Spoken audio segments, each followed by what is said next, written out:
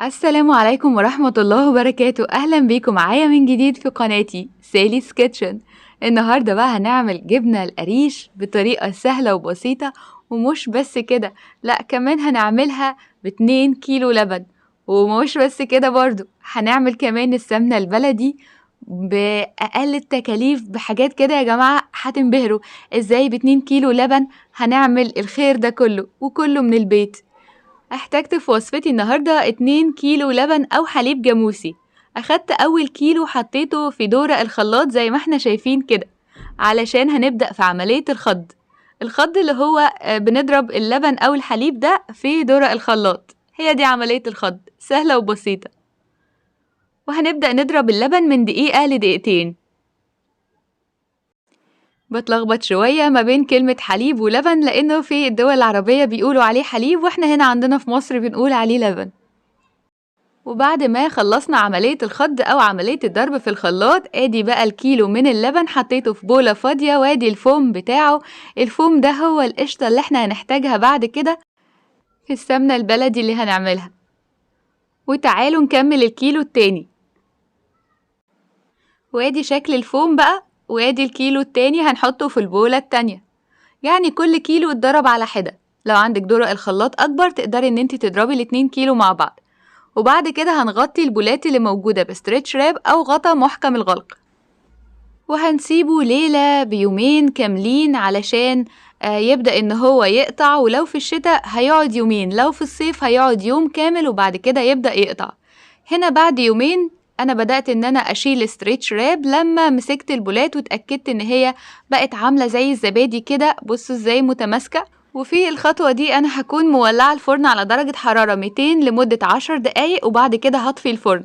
وهبدأ أحط البولات اللي موجودة دي في الفرن المطفي بالظبط 10 دقايق مش أكتر. لو أكتر من 10 دقايق هتجبن معاكم، مش هتكون كويسة، مش هتبقى حلوة. فهنسيبها 10 دقايق وهقفل باب الفرن عليها بالظبط. وتعالوا نشوف شكلها بعد كده.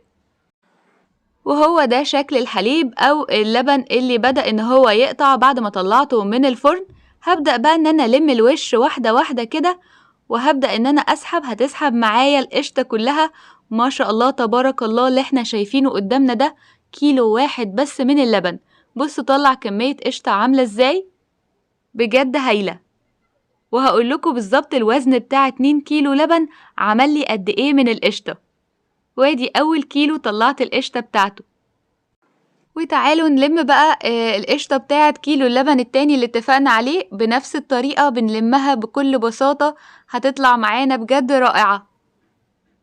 وطبعا القشطة دي عايزة تعملي بيها رز معمر، عايزة تعملي بيها بسبوسة، تعملي بيها يعني حاجة كده قشطة للكنافة أو الكلام ده كله، تقدري تعملي بيها اللي انتي عايزاه.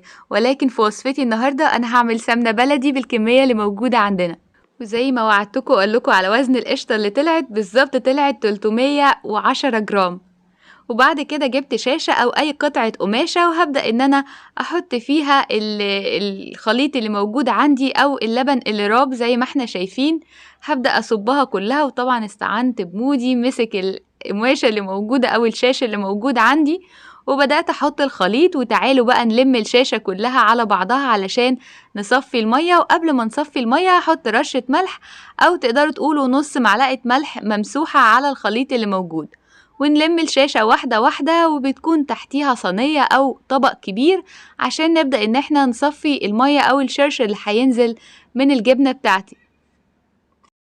وبالمناسبة عايزة أقولكم على معلومة، لو عندكم حصيرة كبيرة اللي هي بتاعة الجبنة، أنا كان عندي حصيرة صغيرة فعلشان كده أخدت الخطوة بتاعة الشاش. لكن لو عندكم حصيرة كبيرة تقدروا تصبوا الخليط عليها على طول، ولكن عشان الخليط عندي كان كتير بالمية بتاعته فاستخدمت الشاش، وبعد كده هستخدم الحصيرة اللي موجودة زي ما قلتلكم علشان هي صغيرة.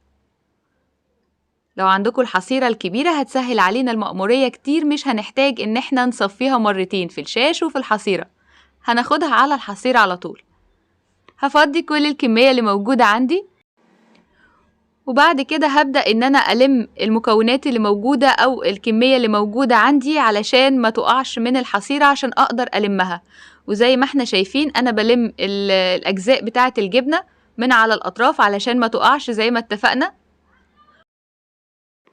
وبالمناسبة كمان لو مش موجود الحصيرة دي مش مشكلة، أنا بحتاجها بس عشان تعملي شكل الجبنة القريش، ولكن لو الشاش أو حتة القماشة موجودة عندكم مفيش مشكلة خالص، مش هنحتاج للحصيرة. الحصيرة ما هي غير إن هي بس بتعملي الشكل الجمالي بتاع الجبنة القريش اللي احنا عارفينه. وهنا أنا صفيت كل المية اللي فيها وهبدأ إن أنا ألم الحصيرة اللي موجودة كده. بصوا ازاي لسه بتنزل الشرش بتاعها.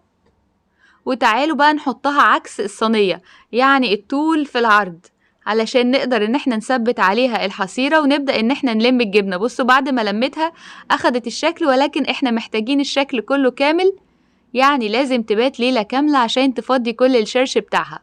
وحطيت الحصيرة بالطول على عرض الصينية، وبدأت ان انا الف بالحصيرة كده. بصوا ازاي رول علشان تاخد شكل الحصيرة اللي موجودة عندي، وهضغط بالراحة جدا وهبدأ ان انا الف الرول بتاعي. وادي بقى خلاص الرول تمام، هسيبه ليلة كاملة لحد تاني يوم الصبح.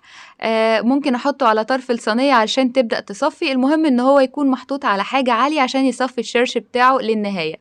وادي الشرش حطيته في كيس، الشرش ده مش هيترمي، هنخليه نعمل بيه مخبوزات او القرص الفلاحي الجميلة. وعلى الصعيد الآخر بقى تعالوا نحط القشطة اللي موجودة زي ما اتفقنا على حلة على النار وعلى نار هادية.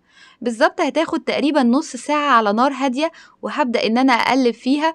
وما تنسوش انه القشطة دي تقدروا تحطوا لها رشة ملح بس علشان تكون زي السمنة البلدي بالظبط مش اكتر، علشان لو حابين تستخدموها في الحلويات ما تكونش حادقة او مالحة. بصوا ازاي بقى شكلها بعد نص ساعة على نار هادية. بدأت إن هي تطلع السمنة البلدي، مش قادرة أوصف لكم، في الوقت ده كان ريحة البيت كله سمنة بلدي.